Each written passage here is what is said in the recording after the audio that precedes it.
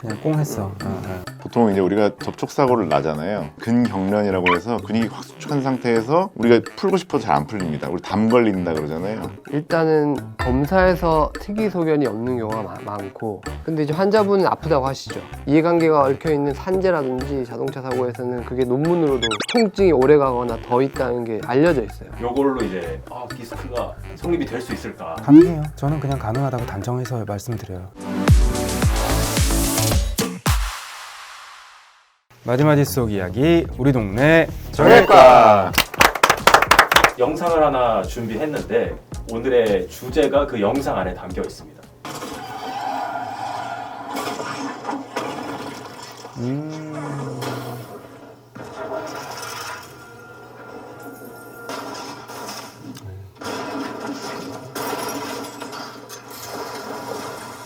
이때 손만 다치지 않아?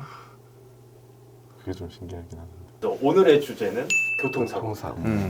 차가 얼마나 안전한가라는 생각이 먼저 드는 것 같아요. 저거밖에 안 다쳤잖아. 저렇게 사고가 났는데. 이 정도면 거의 이제 사망의 사망각인데. 머리와 척추가 안 다치고 손만 다쳤다. 보통 저 정도 사고 나면은 어떤 식의 부상을 입나요? 보통 목이 제일 많이 다치지 않았을까요? 머리가 막 흔들리니까 머리가 부딪혀서 머리가 다치거나 경추 손상이 가장 많이. 당연히 다발성으로 골절이야 뭐 여러 군데 생겼을 것 같고. 일단 차가 저렇게 전복되고 돌고 하면은 기본적으로 목은 많이 다칠 수밖에 없고요. 게다가 지금 저 차량 같은 경우에는 전고가 낮잖아요. 차가 굉장히 낮은 차인데 3점식 안전벨트는 몸을 잡아주는 힘이 굉장히 약하거든요. 그래서 천장에 부딪혀요. 꽝 부딪히면서 목이 꺾이죠. 당연히 이렇게 돌고 뒤집히고 하는 과정에서 목이 앞뒤로 꺾이는 편타 손상도 받고, 그러니까 당연히 경추를 다치게 되고, 이 영화 주인공은 지금 뭐 손에 철심 10개 박았다고 하는데 내 손에 무슨 짓을 한 거야가 아니라 지금 저기서 처음 해야 될 말은 오신이시여 살려주셔서 감사합니다죠. 그치. 네. 근데 우리가 일반적으로 이런 거는 좀 보기가 어렵죠. 교통사고 환자 뭐 이렇게 하면은 이런 거는 아니고 거의 접촉사고. 저 정도면 중증외상센터로 가거든요. 교통사고가 날 때 충격을 어디에 받았냐에 따라서 또 이제 부상의 부위가 또 좀 달라질까요? 일단 차 대 차냐, 차 대 보행자냐, 뭐 차 대 오토바이냐. 이륜차가 일단 제일 위험하죠. 서로 막 쌩쌩 달리다가 받으니까. 차가 사람을 받으면 사실 뭐 범퍼 높이 승용차로 하면 해봐야 여기 뭐 다리 이렇게 꺾여가지고 무릎 레벨에서 이렇게 인대가 다치거나 뭐 골절이 좀 되거나 이건데, 특히 오토바이가 위험한 게 받으면 떠서 이 날아가니까 이제 그 날아가서 떨어질 때 목이 부러진다든지 그런 손상이 더 위험하지 않을까 싶은데요. 뭐 차대차로 제일 안 좋은 상황이라 그러면은 이제 음주 차량 있잖아요. 음주 차량이 이제 중앙선 침범에서 넘어와서 정면 충돌했을 때가 되게 안 좋은 경우가 있었는데, 이제 대학생 4명이 가고 있던 차를 박아서 3명이 직사하고 1명이 살아서 이제 응급실로 왔는데, 양팔의 이제 위팔뼈와 이제 허벅지 뼈가 다 부러지고 큰 뼈들이 부러졌을 때 지방색전이라고 해서 결국은 사망을 했습니다. 과속의 음주 차량이 좀 위험한 경우가 있죠.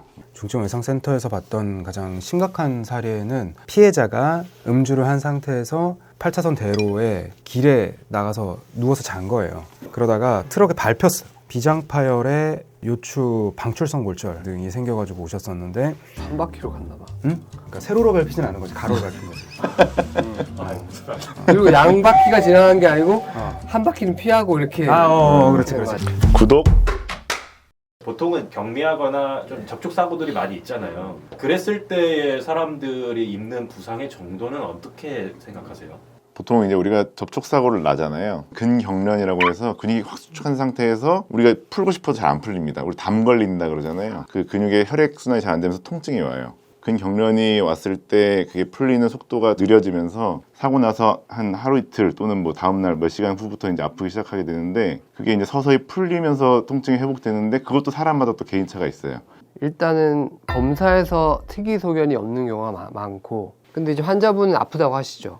환자분들 민감한 문제가 이게 이해관계가 있잖아요. 어떤 심리적인 원인에 의해서 더 이제 아프다고 느끼거나 더 불편함이 오래 가거나 이거는 이제 분명히 있거든요. 이해관계가 얽혀 있는 산재라든지 자동차 사고에서는 그게 논문으로도 통증이 오래 가거나 더 있다는 게 알려져 있어요. 그래서 이제 어려운 거예요, 그게. 그리고 사실 충격의 정도는 개인적으로 외래성 환자를 보다 보면은 그렇게 크게 중요하지 않을 수도 있다는 생각을 해요. 이게 개인적인 요인과 그 다음에 사고를 알고 당했느냐가 굉장히 중요하더라고요. 건장한 성인 남성이 사고가 날 거라는 걸 이미 충분히 인지하고 몸에 대비를 한 상태에서 당하는 사고와 평상시 몸의 준비가 전혀 안 되어 있는 노년의 여성분이 아무 몸의 준비가 되어 있지 않은 상태에서 당한 사고가 굉장히 크게 나더라도 전자의 경우에는 몸에 딱 대비만 하고 있으면은 에어백 터지고 뭐 안전벨트 잡아주고 이러면 멍 좀 들고 약간 까지고 뭐 이런 정도로 그냥 끝나기도 합니다. 그런데 전혀 무방비 상태로 그냥 가만히 있다 뒤에서 꿍 때리면 목 확 꺾어지면서 목 디스크 나가고 이럴 수 있는 거죠. 그러니까 뭐 살짝 박았으니까 적게 다쳤다 이런 식으로 단순하게 생각할 수 있는 문제는 아닌 것 같고요.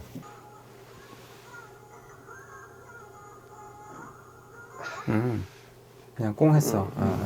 요걸로 이제 디스크가 뭐 이렇고 내가 목이 이렇고 성립이 될 수 있을까? 가능해요. 저는 그냥 가능하다고 단정해서 말씀드려요. 이거는 다친 사람이 내가 이렇게 해서 다쳤다고 하면은 그걸 부정할 수 있는 어떤 근거도 없어요. 목이나 허리는 생각보다 낮은 정도의 손상에서도 내가 예를 들면 이렇게 목을 돌려갖고 옆 사람이랑 얘기하고 있었어. 이렇게 무방비로 이러고 있는데 꽁 하면서 갑자기 내 뒤에 이 시트가 내 어깨를 빡 쳤어요. 그러면서 목이 확 비틀렸네?